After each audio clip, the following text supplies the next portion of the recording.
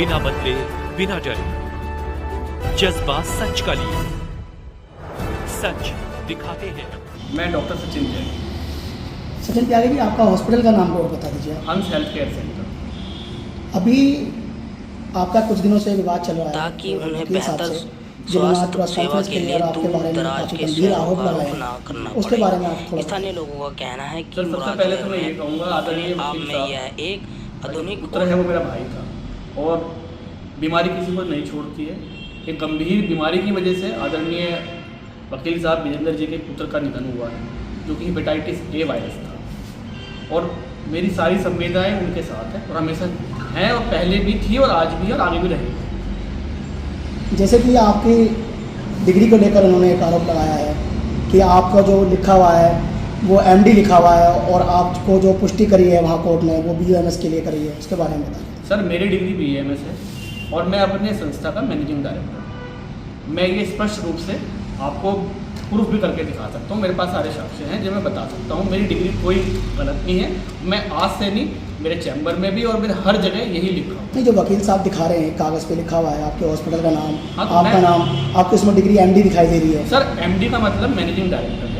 अगर कोई भी डॉक्टर जिसके पास एमडी की डिग्री है और उसने एमडी मेडिसिन अगर लिखा हुआ है, यानी कि किस विभाग से उसने एमडी की हुई है, तब हम कह सकते हैं कि ये एमडी मेडिसिन है। मैंने किसी भी पर्चे पर, किसी भी बोर्ड पे अपने पर एमडी मेडिसिन कहीं नहीं लिखी। नहीं, जैसे आपने लिख रखा है अपने बोर्ड पर हड्डियाँ है, पेट, उसके बारे में उन्होंने बताया कि आपने एमडी लिख रखा है, हृदय पे एमडी लिखे, और नीचे आपने उसमें वो लिख रखा है। सर, मैं फिर कहना चाहूँगा कि मैं एज ए मैनेजिंग डायरेक्टर अपने अस्पताल में वर्क करता हूँ। मेरी डिग्री मैं आपको बता चुका हूँ, और ये हृदय जो भी मैंने लिखा हुआ है, क्या एक डॉक्टर किसी भी विषय में कोई भी प्रक्रिया या कोई भी चीज़ नहीं लिख सकता? ये हमारा नॉर्म्स होता है, हम इसे लिख सकते हैं। लेकिन मैं किसी भी व्यक्ति को या किसी भी ऐसे व्यक्ति को ऐसा, या जनता को ये नहीं कहना चाह रहा कि भाई मैं इसमें गलत हूँ, क्योंकि मैं शुरू से ही मैनेजिंग डायरेक्टर लिख रहा हूँ, और मैनेजिंग डायरेक्टर में सर आपने लिख रखा है इसमें जी, डॉक्टर एस.के. त्यागी, हृदय छाती पेट विशेषज्ञ, जनरल फिजिशियन, जी, ये लिख रखा है। हाँ जी सर। उन्होंने इसी पे कही है कि वे ना कि एमडी हैं जी, उन्होंने अपना बोर्ड लगा रखा, उन्होंने कही है वे बीएमएस है। बीएमएस। तो सर, क्या बीएमएस डॉक्टर हृदय छाती पेट रोग को नहीं देखते हैं? नहीं, इसमें आपने विशेषज्ञ लिखा रखा है ना हाँ, अपना मैंने बता दिया, मैं वही तो कह रहा हूँ, क्या हम इन चीज़ों को नहीं देख पाएंगे? एक बीएमएस डॉक्टर की ये बात बनी हुई है कि जनता ये सोचती है कि बीएमएस डॉक्टर पढ़ाई करते ही नहीं है।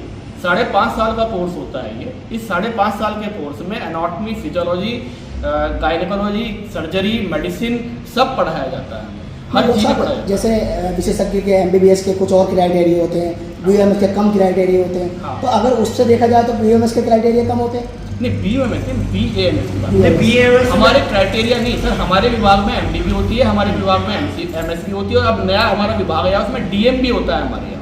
तो ऐसा कुछ नहीं होता कि क्राइटेरिया केवल एक ही होता है। आप अगर आगे बढ़ना चाह रहे हैं तो आपके पास बहुत सारे क्राइटेरिया आप कर सकते हैं। नहीं, जैसे आप बीएमएस हो, आपने लिख रखा विशेषज्ञ, मैं विशेषज्ञ लिख सकता हूँ, हैं। मैं विशेषज्ञ लिख सकता हूँ, मैं किसी भी क्षेत्र में विशेषज्ञ हो सकता हूँ, क्यों नहीं हो सकता सर?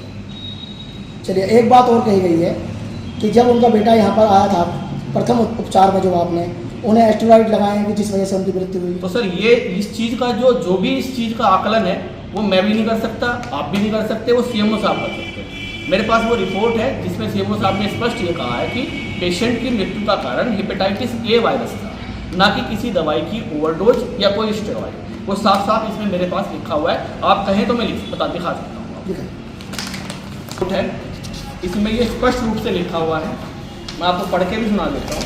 स्पष्ट रूप से लिखा हुआ है कि मरीज को हेपेटाइटिस ए वायरस के संक्रमण की पुष्टि हुई है। हेपेटाइटिस ए वायरस संक्रमण जिनको ओरल रूट से होने वाला संक्रमण है, जो लीवर की कोशिकाओं को अत्यंत क्षतिग्रस्त कर देता है। मरीज आशुतोष तोमर का लीवर भी हेपेटाइटिस ए वायरस के संक्रमण के कारण फिजियोलॉजिकल और एनाटॉमिकल रूप से क्षतिग्रस्त हो गया था।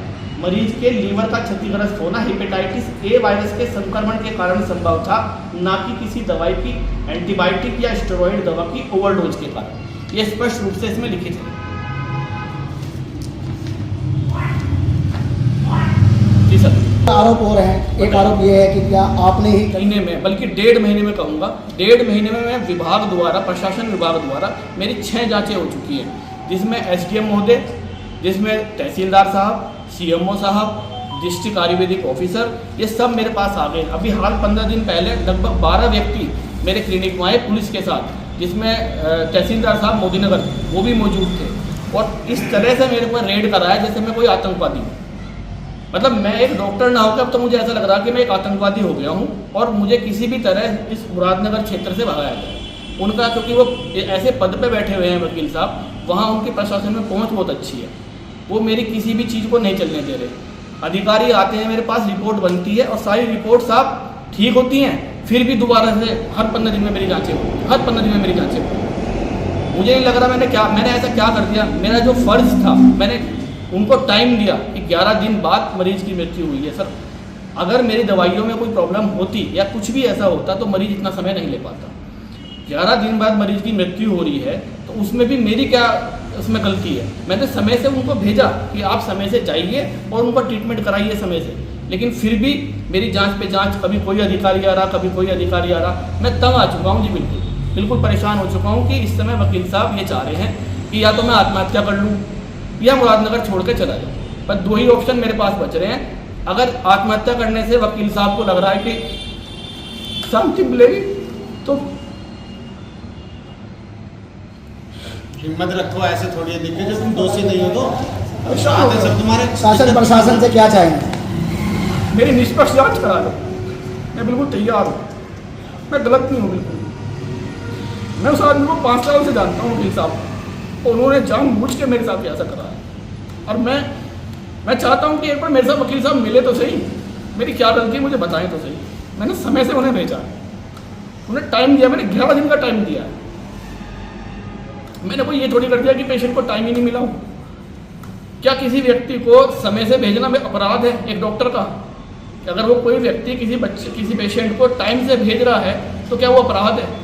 मृत्यु तो ऐसे भी होती है कि आप क्लिनिक से बाहर निकले तो भी मृत्यु हो जाती है और क्लिनिक के अंदर ही मृत्यु हो जाती है। क्या डॉक्टर अपराधी हो गया? अगर किसी को ठीक कर दिया तो ठीक, और अगर किसी का कुछ बिगड़ गया तो डॉक्टर अपराधी हो गया? सर, मैं इस समय ऐसा व्यक्ति नहीं हूँ। मैं तो बहुत धैर्यवान और बहुत तरीके से उनसे बात करने वाला व्यक्ति हूँ, लेकिन उन्होंने ही शुरुआत करी है, उन्होंने गाली गलौज जो करी है मेरे पास। मेरे पिताजी को जो 40 साल पुलिस की नौकरी कर रहे हैं और बेटे को धमकी दी है।